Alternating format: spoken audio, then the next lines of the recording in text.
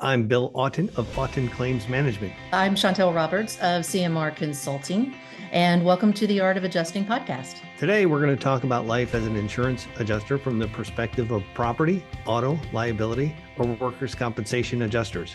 Our goal is to bring interesting topics in the world of claims adjusting to people who are working as an adjuster now and to people who are considering a career as a claims adjuster. Good. Hey, Chantal. Good morning. We're both going like, woo, let's Zoom. I go. Let's had start extra this. strong coffee Yes. today. Yes, absolutely. How are you doing? Oh, I'm good. Weather is horrible this time of year. Again, We why do you had, live up north? I don't know. I don't know. Explain to me why you do that. It's family. I can't escape it. I like the change in seasons from Mm-hmm.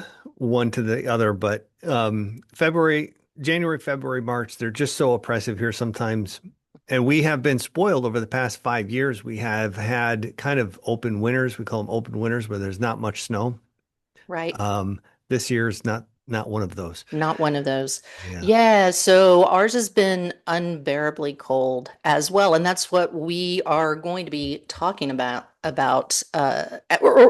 what we have been talking about throughout this whole couple of past weeks. We're going to be talking Winter about, season. yeah, the winter seasons, which is great because you know me, I love a theme.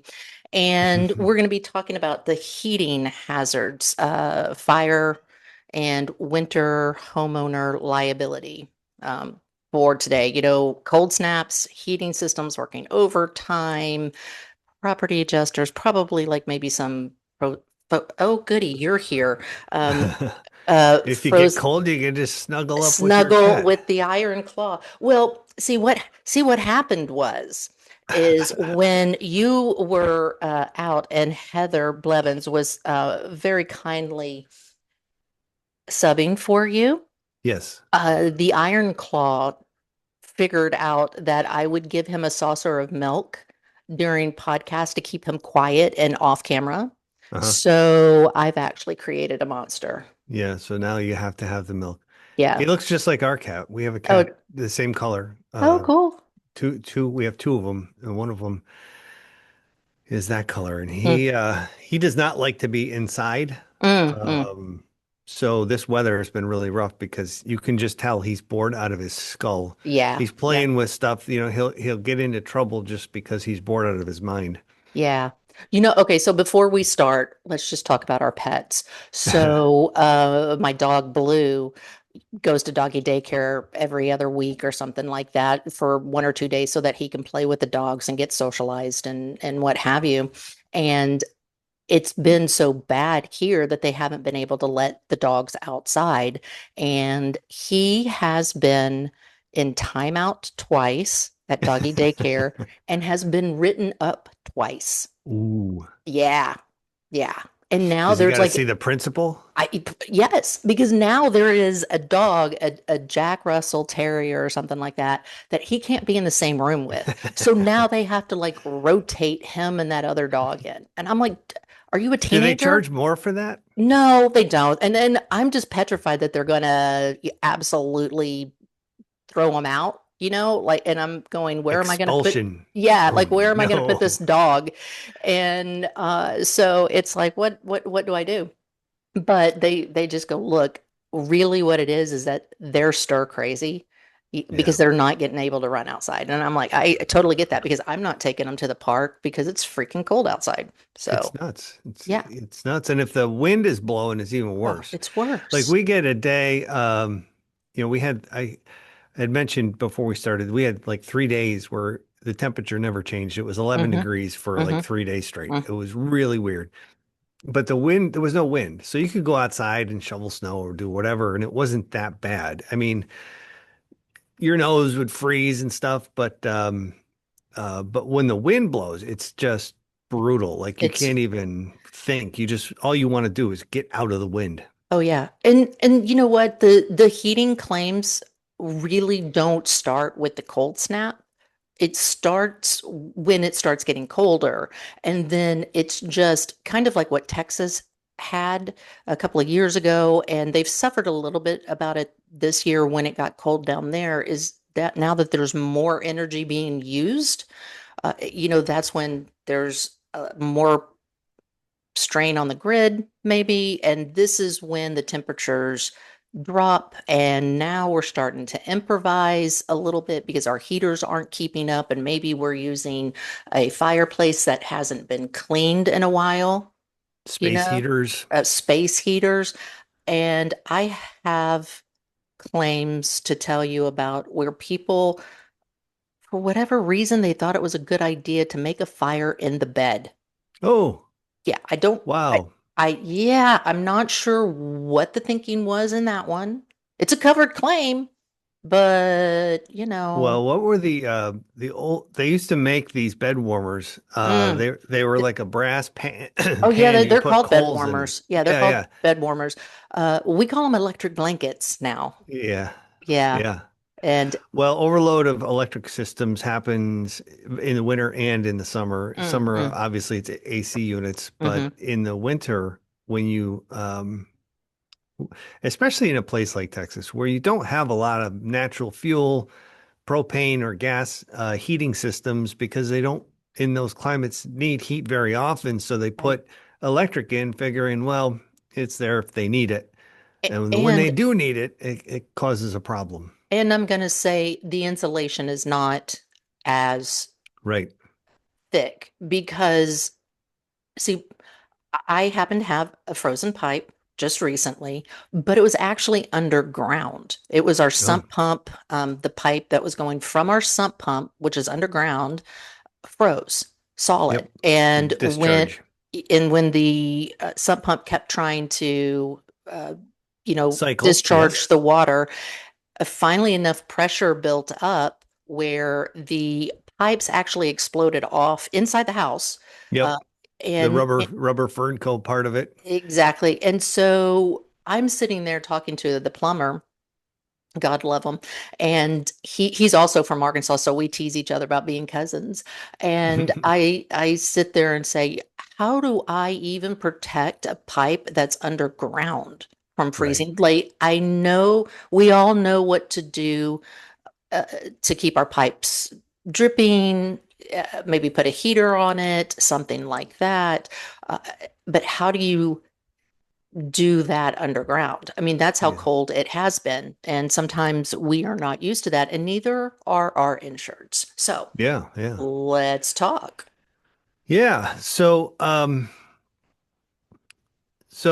we can address first party claims first. First Hmm. party, those are the claims that you make under your own policy for damage to your building, Hmm. and can happen if you own a business and own a building, or a home and own a building. Hmm. So the types of claims that you get from that relate to heating systems could be because the heating system caused damage itself, like puffback. Puffback Yes. claims are typically with oil burners, oil burning furnaces, um, where high winds or something will push soot back into the house from the out from air pressure from the outside, and then that soot goes through all through the house. And soot Hmm. from an oil boiler or furnace is nasty, Nasty. requires a lot of cleanup, and I have and seen, I'm sorry, go ahead.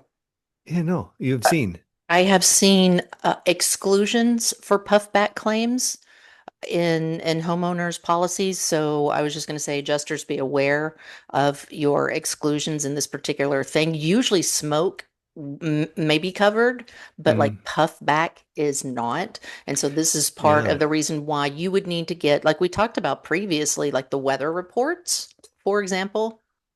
So a lot of people are going to grind their teeth or gnash, they'll be very angry to hear that there's an exclusion on a policy, but follow the logic here a little bit. You're going to get a credit for that exclusion. If you don't have an oil burning furnace and your house is heated with electric or a heat pump or something like that, you absolutely should take that exclusion, because you're never going to have that kind of claim and you get the credit for it. Right. So it's not all insurance companies being the evil bad guy that just want to take away coverage. They offer that for folks who don't need that kind of coverage so that they can get a discount on their insurance. Or they would offer it for people who have oil-based heaters and who are not taking care of it. Yeah, I if you have mean, a history of claims from that, like you've in the past 10 years, you've had 5 claims, puffback claims, they're mhm, probably going to put that on there because absolutely. or they're just going to non-renew you. Yeah, yeah, that too. Uh, so hold on. Excuse me. So agents, if you're listening, that's something to be thinking about. Adjusters, look at that exclusion, see if there is a puffback claim. And what else? I mean, I, So what we're talking about now is a heating system that's permanent to the house. mm, We can talk about temporary stuff in a minute, but mm, the other things that can happen with permanently installed um, heating systems, um, where the heating system itself causes damage. Uh, the only thing I can think of off the top of my head here would be fireplaces. yeah, Um, and when that fire is, a friendly fire inside the fireplace or the wood stove, and it escapes that for some reason, or it overheats and causes damage outside of it. That's one way that you can have damage from the heating system itself. Chimney fires are big. If you have a yes. wood burning, or even coal burning, you should have that serviced and cleaned every season, if Hmm. not twice a season, depending on how much you burn.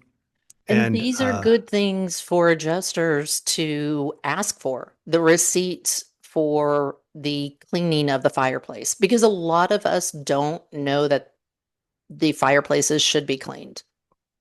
If you're if right. you're if you're burning wood or something to that effect. And also, for example, the wood burning stoves, which are similar, I guess, to wood burning fireplaces. My grandparents had a wood burning stove in their living room. It would have a pipe that came up and then kind of did a 90-degree turn and Mm, went into the wall, which probably did a 90-degree turn and then went out of the house. yep. But that is something to pay attention to. I have seen many, many photographs where Jethro has put up the stovepipe himself, and it is not well fitting. And so there, of course, there's a lot of carbon monoxide being expelled, as well as soot and smoke.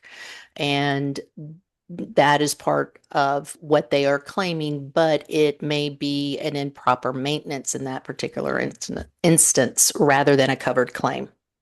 Yeah, most of the wood stove fires or hazards that I've come across in claims relate to the chimney, where it transitions through, a wall or a ceiling, and there's it's just a bad install. Mm-hmm. Um, Now I can tell you one story about a funky chimney, and this was a long time ago, and it was they had taken coffee cans and welded them together. They cut the top and the bottom off and they welded them together, and that was their flue for their fireplace. Yeah, And yeah, leak that's what I'm goes talking about right obviously there. had a Yeah. lot of openings in it, and bad stuff happens then. Yeah. And So, the other weird thing that happens with these things is when they transition through a wall or ceiling, the insulation, there's different kinds of insulation, but mhm, blown in insulation, if fire escapes out of a chimney and affects the insulation surrounding it, first of all, the insulation should never be up against the chimney. But we had a claim where it was, and the heat pierced the chimney. It started the insulation on fire, mm, and the insul that kind of insulation is kind of dense, um, and the what do I want to say? The embers burrow their way through it. mm. So it burrowed its way through this insulation where the origin of the fire was like 6 or 8 feet away from the chimney. So it threw Right. everybody off, thinking that the origin was over here, looking for fire. There's no, looking for electrical. There's no electrical there. And they discovered after some further investigation that that's what happened. It burrowed through looking for air. And once it got to a loose spot in the insulation where there was a little more air, that's where it kind of That's where escaped. Yeah. Yeah. I had something against very, very similar where there was a insured cleaning out their fireplace. They had not ensured that all of the embers were out. They were, it was actually the next morning after a Hmm. fire in the fireplace. They had shoveled the ash out into a plastic Home Depot bucket, and then they put the bucket outside and it recombusted. One of the sparks happened to be still enough of alive. It recombusted and started up the siding, got Hmm. into the house, up to the wall cavities, the insulation, all the way up into the attic. It ended up totaling out their house. So Wow. again, these claims may not occur exactly where they start, or Yeah. so as an adjuster, I'm sure we're going to talk about how you should investigate these losses, but let's talk about more common sources before we get Sure. into how we're going to do that. Sure. So we talked about units that are installed in your house, fireplace or furnace or whatever. The next thing we can talk about is temporary heating systems. Mhm. Yep. Bear with me one We moment. no, that's okay. I can talk. Um, in my house in Arkansas, where I was growing up, we had a large den, and we had a kerosene, uh, or yeah, I guess it was a kerosene space heater. And of course, it had stickers all over it where you're not supposed to put anything within 3 feet, anything flammable within 3 feet, which is pretty much, I mean, almost anything, I guess. Sure, Uh, fireplaces are pretty much the same thing. ex Non-combustibles, you exactly. don't want them So, close. yeah, you don't want to put your baby right next to it, or the Yeah, curtains, or, the couch. Don't put it right on the couch. Something to that effect. So yeah, don't do those sorts of things. And even if you got an electric heater, I have an old fashioned one that I particularly like, and there is a little spark when it turns on. mm, So I don't know why. It's not that old. It's just old fashioned. hmm, And so it does have a little spark when it turns on, and that would be the same thing. Runs on electricity, right. but we don't want to put that near anything that would be flammable, like me putting a towel on it, trying to get the towels warm before I step out of the shower or whatever. And it's not just the heating element itself that could cause problems for you if the circuit that you're plugged into is not adequate for that unit. What will happen is that the wires potentially inside the wall Mhm. get hot enough to start a Yes. fire inside the wall, which you won't know about until it's way too late. So, do you want to hear about how Chantal accidentally tried to burn down her house Okay. recently, in Oh fact? no.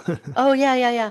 So, I got a water softener for this house, and there was not of course, it's down in the basement with the water heater, and all of the plugs are on the opposite side of the wall. And I could tell that the previous owner had done some electrical work, because what he had done was taken electricity from the plugs and went up and over and then down. But the issue is that he didn't snake it through, so he's actually blocking off some HVAC conduits. Hmm. And so I'm better than that. So I'm like, I'm not going to do that. And I see that there's this line or this wire coming across on the opposite side of the wall. I'm like, great, I'm going to take that line right there, drop it down, plug it in, do a certify the ground control fault. It electric box, because there is water, even though I'm putting it like 5 feet up off the ground, but there's water. I'm not Sure. gonna mess with it. But the electrician said that's actually what saved the house. So Hmm. anyway, I everything's working, everything's perfect, But a couple of weeks go by and my water heater's not working. It's like not giving me hot water. And I come to find, I go downstairs, I'm looking at it. I see that the electrical plug is like the whole outlet has been flipped, right? And I test it, it can't come back on. See all the breakers are good, fine, great.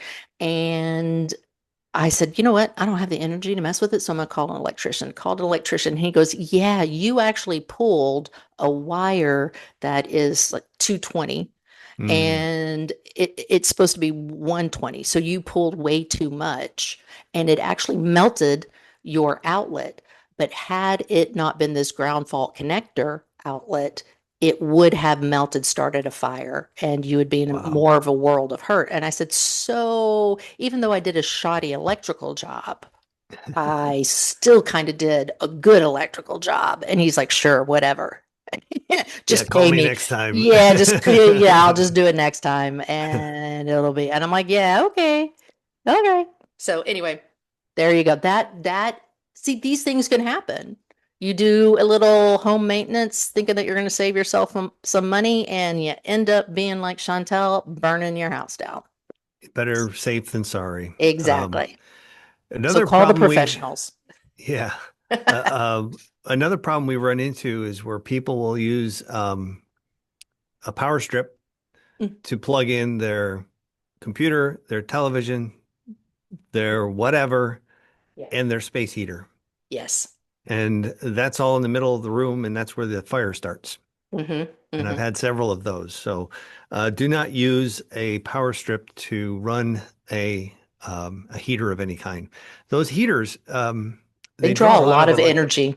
a lot of electricity. It takes a lot of power to produce heat like that. So um, if you plug it into an outlet and every time it kicks on, all the lights dim, that tells you there's a problem and it should be addressed.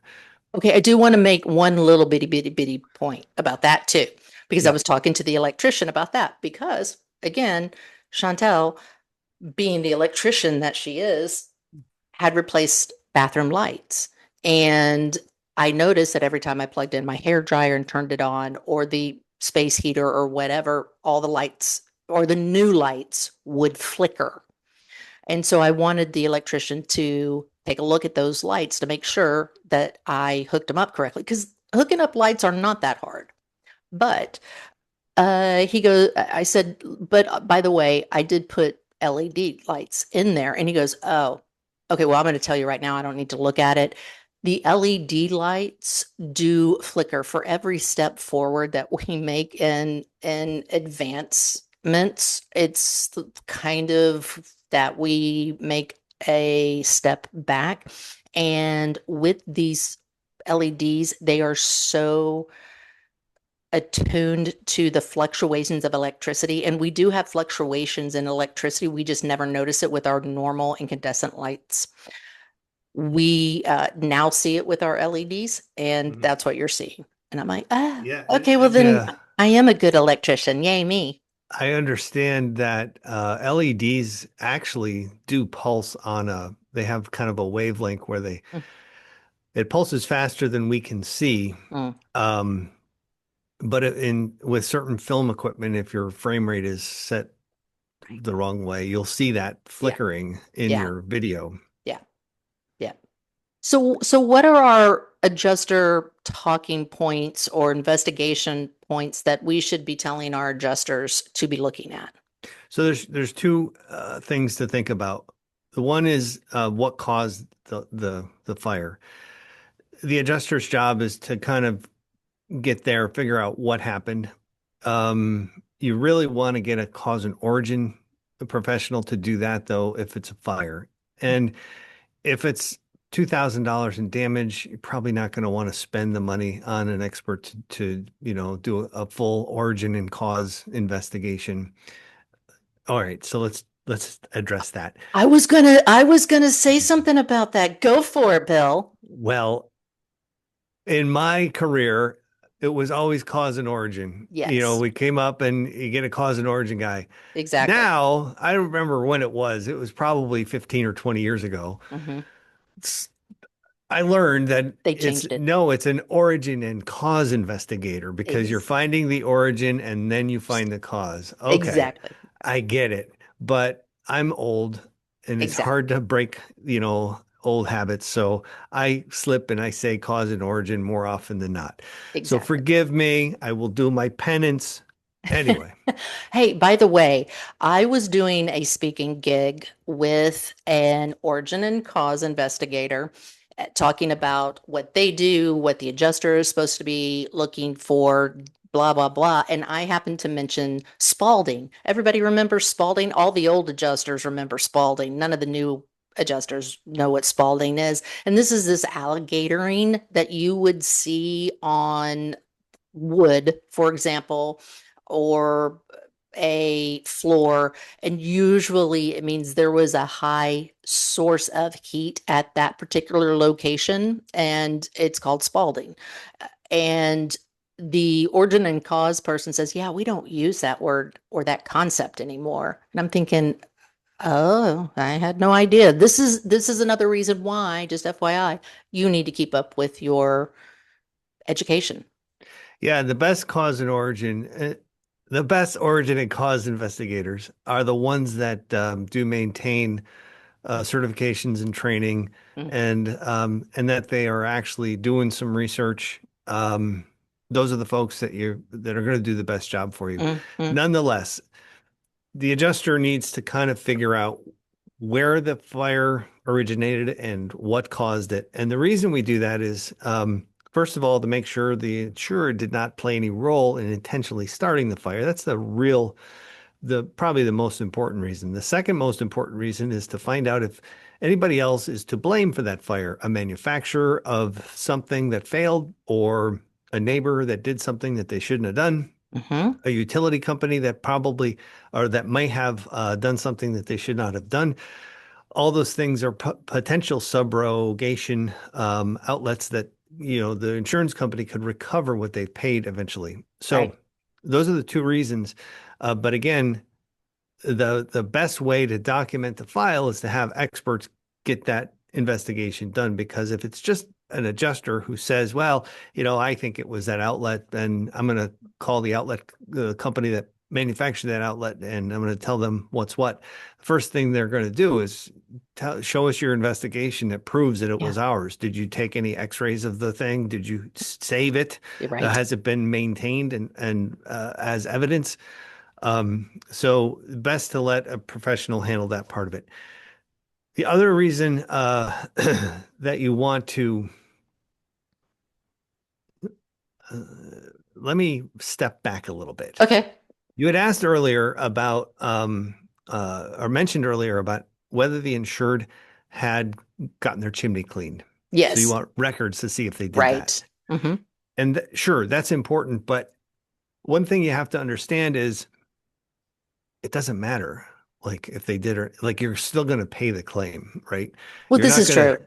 you're not going to like get the record ask them for chimney cleaning records and they say, "Well, I haven't had it cleaned in 10 years." Well, then we're going to deny your claim. That's not how that works. You're But not is it going to lack of deny the claim. maintenance? It Because it could the be. It the it could could be, be. is it a maintenance issue where the insured is not maintaining their property? It could Because be. So here's my theory on that. And an expert out there can, what's the thumb up there? What's that about? oh, I'm drinking, so it Oh, if I Zoom updated and I haven't turned off all of the automatic things that it Oh, does. okay. And so like you can just hold up a thumb or whatever and it I'll have thinks to be careful which finger I hold up. exactly. And so Zoom is like, "Oh, let me help you out." And so it does automatic hand signals or whatever. And Wonderful. yes, exactly. And so I just haven't turned everything off yet. So if you're watching via YouTube, You'll hi. see a thumbs up. Yeah, for some random things. Okay, Bill, I'm sorry. So You have some the thoughts. maintenance question. So Yes. if somebody doesn't maintain their furnace or the heating system or something, that they don't do something they should have done, and because of that, there's a buildup of soot and a fire happens, Mm, I think you're going to pay that. I think you owe that. Now, if the roof isn't maintained and wears out and falls off all the shingles literally fall off into the gutter because they're worn out. That's to me Okay, a maintenance claim that you could deny. how is this different though? I mean, it's still it's not maybe wear and tear per se, but it is a maintenance issue. If the insured has 30 or 20-year shingles and they haven't Mm. replaced them for 30 years, of course they're wore out, but they also haven't been maintained. And if the insured hasn't had their chimney swept, and I don't know, since they've lived there for 7 years, and all of a sudden they have a chimney fire, You're how is gonna, this? but you're gonna owe for resulting damage, and you You would are, in you the are, roof but that's and that or in the chimney fire. And in the chimney fire, the fire is going to damage the whole house. this is In the true, roof issue, you're going to have leakage in the house. If it's an HO3, you're going to pay for the leakage in the house, but not the um, roof. but not the roof itself because Oh, it's if it is truly a maintenance issue. I don't know. So that's I agree we wouldn't deny the claim. I'm just saying right. I don't know. It's not like you ever take percentages for the insured anyway, like we do with third parties Percent. Oh, for liability. for Yeah, yeah. liability. Yeah. Yeah, you wouldn't say, well, it's 50% your fault, so we're only gonna no, that doesn't happen Yeah. on a proper first party No, property no, it policy. doesn't. So let's see what else. Oh, We were failure talking of a about maintenance system. is a wear and tear, sudden and accidental, all of those little fun things which have that exception with the exclusion for the ensuing losses. Right.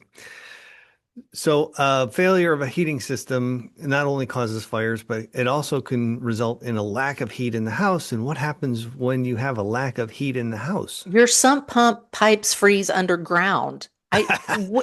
Like, how do you protect that? I honestly do not know. You have to put them below the frost line, which in where we live is about 3 feet. So, I mean, I would assume okay. they would have done that, but okay. I don't even know if they've done that. How do I? Well, well, Mm. I'm gonna guess they haven't because it Well, froze. I'm gonna guess that they didn't do that. Okay, anyway, enough about Anyway, me. Let's talk about me. um, So typical scenarios with frozen pipes, heat maintenance, you're absolutely right. We've got to keep and this is something that we need to pay attention to as adjusters. And I think the basic rule of thumb for for example, snowbirds that go out of town or maybe people who go out of town for the weekends or whatever.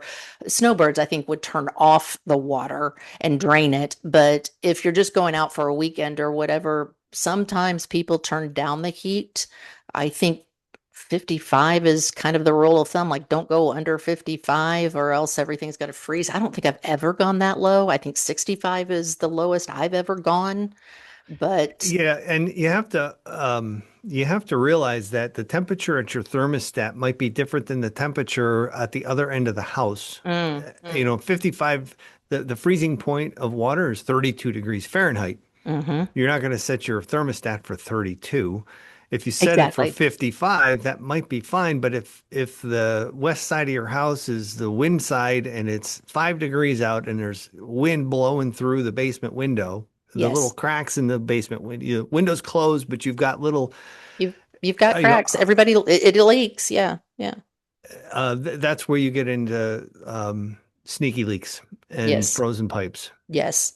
I would. Now, if you're an adjuster and you go to a claim and the insured has water damage and it's been 5 degrees for 3 days, it's more than likely a frozen pipe. But you can't just assume. You have to first make sure that they did reasonably maintain heat because that is a coverage issue. You have to maintain heat under the HO3. Right, If you fail to maintain heat, you have to make a reasonable effort. This is what the language says right. And to it's maintain same thing for heat. a CP policy, by the way, a commercial property Yeah. policy, Yeah. by the way. And it's important that the adjuster addresses that in whatever notes or reports they have to do. Did they maintain heat? Yes or no? It's very simple. And Um, the insured, of course, is going to be like, yeah, but here's the documentation that you need to get. You need to get some of the electric bills or the gas bill Hmm. whichever one it is, to Hmm. show that all of a sudden we didn't go from $68 in November to $32 in December, back up to $68 in January, and our loss happened over the Christmas break. Yeah, we get into claims like that a lot. And mostly it's vacant properties, rentals, or Yep. snowbirds. Yep. We had a case many, many years ago where they were on some payment plan with a fuel delivery company. Mm, Um, Credit card changed over, whatever. The the fuel company kept reaching out to the property owner saying, "Hey, we're trying to pay your bill here, but we can't." And those messages were ignored. hmm And we have copies of all the messages, copies of all the letters. The insured, we determined that they did not make a reasonable effort to maintain heat in the property. The delivery service stopped service in mm, November. mm. The freeze damage happened in late January, Yeah, so that's sufficient time. And we did not absolutely. pay that claim. Yep. So, Yep. Yep. Yeah, and then as we talked about with the power strain on systems, we could have a power loss. For mhm. example, I had heard Nashville was out of power for quite some time, but with the winter storm that had recently gone through, and it's hard to mitigate in those particular instances when your insured's power is off, but should they continue to leave the water dripping? Probably. Or if they can turn it off and get all the water out of the system, that may be better in that particular instance. Um, I don't One know. one I can't very say one simple way or one very simple trick is if you're going away for a week or months or whatever in the winter, just turn the water off. mm, Down with a main shut off. It's very simple. You turn it off. Nobody's going to be there. They don't need water anyway. That way, if there is a heating failure, your toilets will probably freeze, and there'll be a little bit of water damage there. Possibly, maybe not. Um, but if the water is left on and the pipes freeze, what happens is, in some cases, the ice will block the flow of water, so you won't mhm. really have a whole lot of water just yet. You might have a little, but then that, As uh, evidenced by my sump pump. yeah, and and once things thaw out and that water starts to run freely, it's it can be I mean, I've been in homes where the water did run while the temperatures were freezing and the whole staircase was covered in ice. There was a column in the basement. There was a giant tree trunk of icicle in the basement. hmm You hmm know, it just destroys a house. Yeah, and I have seen it happen in commercial buildings Hmm. where they were vacant, but the heat failed for whatever reason, and it went down the elevator shaft, Mm. and so that was tons of fun. Like, how do you Yeah, fix that? I don't know. we had I've had so many of them over the years. Oh, I'm sure. Yeah, especially up in New York. Apartment buildings are rough Yeah. because, you got a case where a second floor apartment decides they're from the South. They don't want Mm, to pay for the heat while they're away. So they turn stupid the heat Southerners. off. They turn the heat off. And the pipes froze and the water did just a little damage in their unit, but it completely annihilated the Floods. one below it. I mean, Yes. every ceiling in the place was on the floor. Yep. It was just, man. And my Yep. son, my stepson, my oldest stepson, when he went to college, he was going to come home for a Christmas, or it was a week, he was going to be home. And he's a big boy now, so he thought he'd be smart and save utilities, so he turned off the heat before he left. And he called on his way. He was calling it, and I was listening to the conversation on speakerphone. My wife was talking with him. He goes, "You're going to be so proud of me to save money. I turned the heat off before I left because I'm not going to be there." And I went, "No." Oh. Was it in New York or? it was northern Pennsylvania. Oh, So yeah, yeah, yeah. yeah. Still cold, So still cold. he quickly turned around and went Oh, back and good. put the Uh, heat on. So so what about discovery time? I mean, I even that makes a difference because, for example, with our sump pump, Aaron had been down in the basement earlier that day. Nothing was going on. Didn't even know that we had a you problem. wouldn't know. Yeah. And we got back, I think, from an afternoon basketball game, and that was where we had a little puddle of water around the outside of the casement that goes around the sump pump to kind of hide it from everything because it's not in a closet or Hmm. anything. And so, yeah, we caught it soon, and that was great. So we have a rental property that has a crawl space, Mm. and the sump pump is you have to crawl down there. You have to crawl over some ductwork to get to it. It's not, you can't just open the basement door and look. Um, and we did have a flood because the pump failed. And we had two backups, and the Oh, wow. both pumps failed, and the furnace is down there, so it was a very costly repair. Mm. Um, so now I have a camera down there. Mm-hmm. I have water sensors all around it. Yeah. And I'll get a warning on my phone if the water sensors trigger.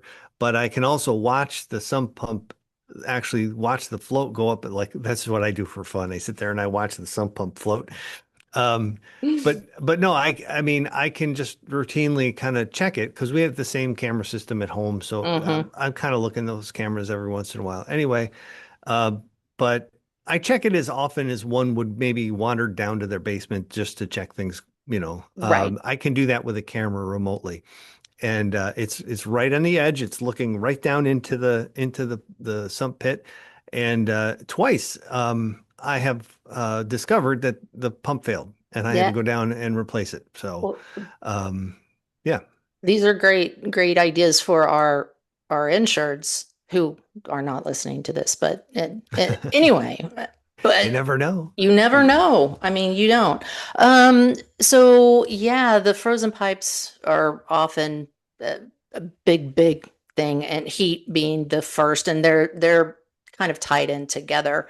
But we also have homeowner liability Yeah, yeah, where you could have slippery, because I know that I always worry about this. Me, of course, I'm an adjuster, so I worry about this. It's snowing outside or whatever. I will go out in the middle of a blizzard and clear out at least an egress kind of deal, ingress, egress to at least my front door, because I don't know who's going to walk up to and it'll be covered again by the time that I get finished, but I at least want to start trying, and I will put ice melt down and things. So yeah. when it comes to heating systems, the liability type claims that we generally see mostly involve rental properties Mm-hmm. Mm-hmm. and or commercial properties. Yeah. So if you uh, if you own a commercial space, for example, and you fail to maintain heat in there and the pipes freeze, the water leaks, it's probably going to damage adjacent spaces, especially if you're on the second floor or third floor. Just like I you mean, were talking about. yeah, we've had a, high-rise apartment buildings, 50-story building, Hmm. and something happens on the 30th floor. Every unit below that has has some problem. Right. Um, so, and freeze damage claims don't generally happen in those places. Usually, if there's water damage like that, it's from a fire. But Yeah. the heat in those places generally they keep control of that to avoid that kind of thing. As an You never adjuster, know. You might have some lunatic who leaves the windows open. I've seen that happen before. I actually have two, but as an adjuster, what I would again ask my insured, again, I'm thinking of like the carbon monoxide kind of deal because of the improper duct work for a stove, like a wood burning stove. If you've got an Airbnb and trying to be all, cabin and rustic and these sorts of things, make sure that you've got a good carbon monoxide detector, like when's the last time you got that checked? I mean, you don't have to have a certificate, but maybe show me where you got the receipt or something. Right. So that sort of thing. So if you own a rental property and there's people in there, you have a higher duty of care. You have Mm. to make sure that the place is safe. You have to make sure that the heating system is working, that it's not at risk of causing a fire or carbon monoxide poisoning. Yeah, we've talked. And Oh, I'm sorry. I was going to say we've talked kind of about that with the duty to a licensee, and you do have that higher duty because they're coming in giving you some money and everything. So that is what you as the adjuster have to be looking at and have to be asking your insured. yeah, and it's not enough to just leave that up to your plumber or your heating folks to take care of, Right. make sure that if it was your own child in that space, Mhm. that you'd be confident that they would be safe from harm. Yeah. I've talked to so many property owners where some devastating claim happens, and it's horrible. They're crushed. These, people lose their lives or get injured or hurt really badly, and it's not something you want to deal with. So make sure that um, your heating systems are maintained and cleaned and running properly. If the heating system stops running and the pipes freeze, nobody's going to die. But Higher fire's is serious definitely. business. Also, again, you're wanting to make sure that they maintain that egress and ingress, egress, meaning in and out, Yep. essentially. And you want to salt that, making sure it's a duty to maintain that safe premises. And as an adjuster, again, we've talked about this before, your landlord doesn't have to go out or your insured doesn't have to go out in the middle of a blizzard and put down salt. But once it's over, if they happen to have those rental properties, then they should be out there salting and clearing out. And if it's not them, then it should be their property maintenance people. And I think that's kind of what you were talking about with the plumber and the whatever. Take ownership of, Yeah. not just the real estate, but the safety Yeah, aspect. absolutely. And your guest, and we've talked about this before with liabilities, guests assume some risk just because they're there. It's not like they can go walking in high heels on ice or but on the flip side, again, your insured has to make sure that the premises is safe. Yeah. Yeah, and smoke detectors are important. Hmm. If Fire you're, if you, extinguishers. yep, Yeah. carbon monoxide detectors as well. Yeah. I think carbon monoxide is the big thing. We have a combo in almost every room, I think, in our house of carbon monoxide slash fire extinguishers or smoke detectors. And sometimes it's really annoying because Chantal can't cook. And when I do try to cook, sometimes I will trip the smoke alarm. Mm. Yeah, so awkward. So there you go. But there's a reason why these things are important, and having that checked. And of course, sometimes with in this particular case, I don't have a new smoke alarm every twice a year because they suggest that you look at your smoke alarm at the equinoxes, summer and winter or whatever to Yep. do what, anyway, you know what I'm talking about. Yeah. So I don't have that. This is where you just have to ask your insured and go with, yes, I check these things. I press the button or I let my wife cook and it goes off. All of them upstairs. So we know it's okay. Uh, so yeah, And a lot of newer properties are going to have hardwired smoke yes. detectors. Older properties probably not. Still have the Um, batteries. they still have the batteries, and the ones they sell now are 10-year, battery. So Mm, you just have to check it, make sure it's still working. And right. I believe that they give you some sort of sequential sound that if the battery is dying, it signals to you that it's time to replace the Yeah. thing. Yeah. Yeah. So Yeah. So when we're looking at these sorts of things, again, as adjusters, these are some of the questions that we need to be asking. Mhm. Um, And again, no, you're asking the questions to really dig down to find out what happened. Uh, Remember the two reasons. Did the insured intentionally do it? And is there someone else to blame?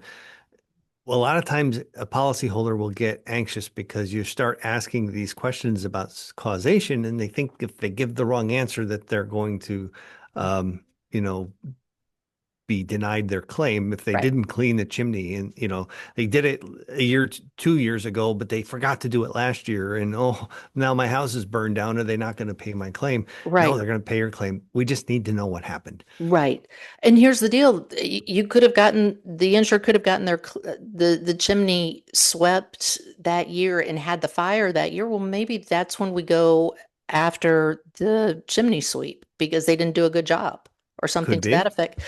But again, this is also a very good point where we as adjusters will need to sit and explain kind of our logic behind things and say, hey, I know that this may be anxiety causing, but just like the cops have to rule out the spouse in a Right. murder, Right. um, not that serious. And I'm not making this flippant. I don't mean to be, but I need to actually know what's going on. So I'm going to ask you some uncomfortable questions.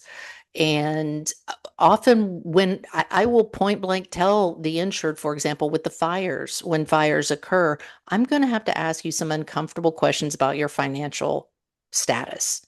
And I'm going to have to ask for bank statements and all of this to prove that you don't have the financial motive to burn your house down so that I will pay your mortgage holder. And and once you explain that to them, they absolutely understand. Yeah. And Eh, you're gonna ask them, did you intentionally start the fire? you point blank ask them, and it's Yeah. a really uncomfortable question to ask. Absolutely. You point blank ask them, but And you and have and to. and they will scoff and they will be, how dare you even suggest, you know? You know why? And that's actually why I preface it by saying, I'm going to have to ask you some really uncomfortable financial questions. I just point blank tell them I don't ask the question and then explain it. I explain it kind of up front so that they Mhm. don't, so that it doesn't get off the rails. Yeah.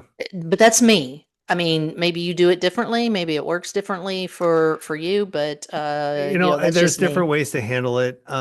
One way is to just start off with really blunt questions so that they know right off the bat that, Boom. okay, he's running through these questions not because he thinks that I'm a criminal, but Mm, because he's got a list there. right. That's one way to handle it. The other way is to just softly explain to them, it's this is going to hurt a little bit. It's Just a going to little hurt your pinch. feelings a little bit, but however you choose to do it, just be aware that it's not always going to go happily. You No, may get a person who is just absolutely offended that you would ask, and they get mad at you for it. But that's the worst that can happen. that's the worst that can happen. So um, Be sure we get all of our records from our insureds of who's like the who's electrician. been there, Yeah, who did what, yeah, exactly. Um, so that you're not trying to accidentally burn down your house like I am trying to do actively. Oops. And yeah, so you would also get like the HVAC installers, maintenance contractors, all of that kind of thing. Because you're looking for subrogation at that point, Right. improper installation. So many years ago, we had a fire where there was some work being done. General contractor had a lot of subcontractors there. The electrician was there working all day. Everybody thought this had to be an electrical fire. Let's talk to the electrician. Nobody figured, let's ask the plumber what they were doing. Mm, Plumber, plumber has water. right. Electrician has sparks. So But the plumber um, also has gas. they have a torch, and Yeah. they Yeah. were soldering some copper up in the Mm, attic mm. that day. And Okay. What is it, by the way, FYI? I've seen two claims lately where there's been blowtorches on roofs Hmm. where the insured went to lunch. So our insured is a roofer, went to lunch with the blowtorch on, Left it on. left it on. Dude, what are you thinking? Okay, anyway, sorry. Go ahead. Yes, Well, plumbers, yeah, blowtorch. torch down roofing is still a thing, but It, man, it's dangerous on especially a residential place because you've got open eaves and stuff. I yeah. mean, the one that comes to mind is you had a pitched roof that came over a flat roof and there was an open eave underneath it and they Mm, torched it down and the heat got up into the soffit mm-hmm. and they didn't really think much they didn't smell smoke, nothing. They got their job done. They were packing up to leave, and all of a sudden they started to smell smoke. And by then it was too late. Yeah. It just, once it gets um, into that airspace and the air starts moving, and you've got all Yep. the dry wood of the rafters and everything, it just decimated that house. So, Yeah. yeah. Yeah. Assuming that fires are, quote, just accidents, end quote, is one of the things that adjusters can get wrong. Like I Mhm. said, they can be. The one that I was talking about earlier with the ash fire, where the insured was, checking the ash and taking it outside in a Home Depot bucket or whatever. Should they have put some water in it? Sure. Um, Well, I think but that was accidental. The it opposite was of an accident. That's accident what I'm is an saying. on purpose. So Yeah. an on purpose would be someone who wants to burn their place down because they can't afford their mortgage. Exactly. Which So which we have seen. And by the way, adjusters, something to consider, and it just strikes you wrong and rubs you wrong. And I get it. I totally get it. I had a claim where we had the insured buying a gas can with in from Kmart back when Kmart was there with the debit card. So we had the receipt and everything. And going next door to the gas station, paying for uh, gas and cash, we couldn't. I mean, that's the closest we could get to the insured burning his own structure. mm, But and we knew that he was behind in his mortgage and everything, but he had an innocent wife and the innocent mortgage holder, and mhm. we actually had to make payment to those two. Yeah, So just because it's arson doesn't mean that we don't pay that claim. FYI, that's something right, really important to talk about. Yeah, or right. mention at least. But you still have to make sure law enforcement is informed Absolutely, if they haven't absolutely. already Hmm. gone down that path because we've had a lot of cases where law enforcement comes in and decides that the fire is undetermined. Our ONC folks go in there and start asking questions, and then we do some financial background. And before you know it, we've got a Hmm. different story to tell. It's important to get law enforcement involved in Yeah. the DA. So, Yep. So gotta preserve our evidence. By the way, guys, send out your letters to the people that you want to subrogate early, mhm. often, especially Yep. before you cut that electrical outlet out, before you take the heater or whatever. It's always a good idea to have those people's origin and cause experts with your person's origin and cause experts when that stuff gets taken, because that way they can't say spoliation, Right. We which is want our to make favorite sure word. everybody comes to the party Mm-hmm. and everybody who wants to be involved is involved because Absolutely. if you think they have some contribution later and they didn't get to participate, they could argue spoliation. So Yeah, yeah, and documentation. Yeah, you and I talk about that all the time about you know doing that and making sure that all of the documentation is there. So, key takeaways. key takeaways. Let's see.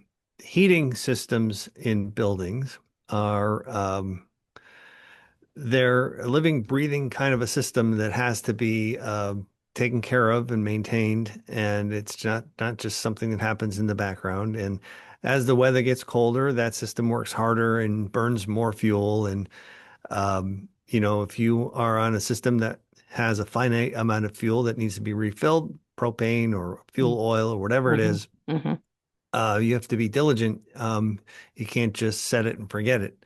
Right. So, new homeowners, learn about your heating system and what needs to be done. Our particular system is in an old house, and the steam, the steam, and we have a steam system, not a hot water system. And with steam systems, there's some of the steam escapes, Oh, and the water level drops. And when the water level drops below a certain level, it won't fire. Well, if right. it doesn't fire, then you have no heat. So we have to, every 2 weeks or so, we have to add some water. Oh, that's kind of annoying. I know it is tough. Yeah. If we go away, we have to employ a relative to come. Uh, Again, I've got that on a remote system too, where I can yeah. monitor temperature in the house. If I see it goes below, I give a call. Hey, can you go put some water in my system? We used to have an automatic fill. Um, Anyway, it's a long story. We had that taken out when the new furnace was put in, and I think it was a mistake. But anyway, Oh, anyway, it's bygones. But you know what? Speaking of evidence, disappears a lot, and I shouldn't say a lot. It disappears quickly, is what I'm trying to say. When there's a fire, mhm. uh, especially if it's like a house fire or a commercial structure or something to that effect, because you may be having the roof open to the elements. So it's important to get out there and do your investigation quickly. It gets disturbed by firefighters. It gets disturbed by investigators who maybe don't know or don't care about. They're looking for something specific, Mm, and in the meantime, we had a claim recently that involved batteries from yes. cordless electrical things. Hmm. And the investigators that were there were looking for electrical fire in the walls and everything, completely ignoring the center of the floor where this unit was that we suspected started the thing. So Right. that got moved around and kicked and shoveled, and because they were and covered with debris because they were pulling things down, and it can be tough. A colleague of mine, a friend of mine, Shannon Martin, who just recently wrote an article about a gentleman who suffered a house fire.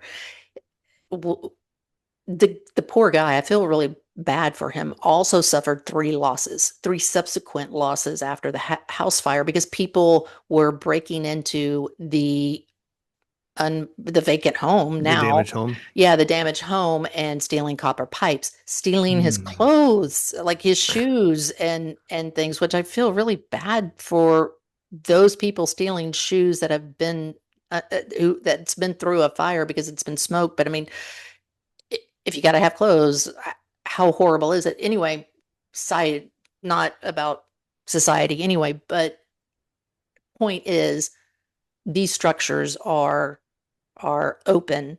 And by the way, guys, y'all can hire a fencing company to come out and put a fence up. Not that that Hmm. would probably stop a person going out and vandalizing to steal copper pipes, but uh, for building or maybe a security guard or whatever, that can be part of the claim. Don't Hmm. think that it can't be. Yeah, you'd have to have a reasonable argument that there's a Sure, risk there, and sure. Well, obviously but this guy does after right, three thefts, right, but he's a homeowner's, and I don't see a homeowner's policy really doing that except maybe putting up a fence. But anyway, FYI, you are allowed to kind of think of other ways to protect the property or help the insured protect the property. Anyway, right, right. also tell us what y'all have done. I mean, we learn as much from you as you learn from us. So drop some notes, drop some comments, share, Yeah. tell your friends. Tell your friends, tell your policyholders if you're an agent, and Yeah. have them listen to some of the things we talk about too, because um, a lot of what we talk about in these chats, we actually talk about with policyholders Mm, as we're trying to educate them as to what is involved in the process on the first party or third party side. right. They don't really understand why we would be asking the questions we're asking, or asking for certain types of documentation that we're asking, because in their world, well, that would never happen. That Exactly. could never happen. Exactly. Believe me, it happened. The It stuff that we see happens. happen, it's just bizarre. Yes, It's the stuff of novels in some cases. I know it's so scary. So we are going to be coming back in 2 weeks. Next episode will drop on Thursday, February 26th. I believe, no, I think we will still be talking a little bit about winter, Hmm. and it'll be contractors We'll with be experiencing winter. I know that. yeah, still, yes, in February. Contractors, snow removal, liability, third party liability, that sort of thing. So be sure to tune in for that as Oh, well. we can talk about two New York specific things, as the Yes. Espinal Doctrine and Hmm. the Avoid Act, which Oh, I've yes. This is something, by the way, guys, if y'all don't follow Bill, which I know y'all do, you did a whole 8-day blog series on that, that's right. right? Yep. Yeah. So super, super interesting read about what the Avoid Act is going to be doing and If you're how. not in New York, it might be a little boring. If you are in New York, still boring but informative. But yeah, it's a weird change to the law that if you've got a third party claim, you have some time constraints now. Hmm. So Yeah. it Yeah. does change the way adjusters are going to have to deal with those. So Absolutely. So that is it. right on. Okay. We'll see you Well, later, Bill. you have a great day and You stay too. warm. Thanks Bye. for joining us on the Art of Adjusting podcast, where we talk about life as an insurance adjuster. If you enjoyed this podcast or this episode, please give us 5 stars and a review. It does help the algorithm pick us up. Hit that subscribe button real quick and tell all of your adjuster friends to check this out as well. For independent adjusting services, go to www.auten.claims. And for anyone interested in working as an independent liability adjuster, go to the Contact Us tab to join our roster. In the meantime, you can contact me at theartofadjusting.com for consulting and training purposes.